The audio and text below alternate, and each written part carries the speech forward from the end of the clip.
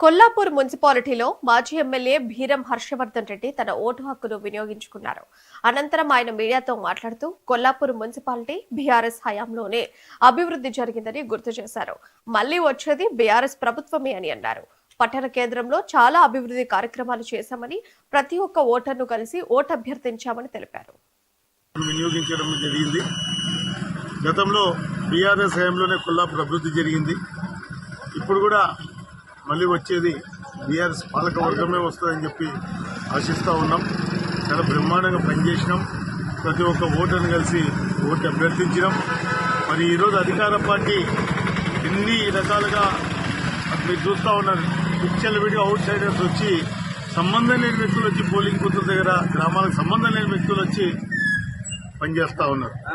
మరి ఇక్కడ ఉన్నటువంటి వ్యవస్థలన్నీ కూడా అధికార పార్టీకి తొత్తుగా మారినాయి. అయినా సరే ప్రజలు బీఆర్ఎస్ పక్షాన్ని నిలబడబోతా ఉన్నారనే నమ్మకం, విశ్వాసం మాకు. Thank you. కొత్తగూడెం మున్సిపల్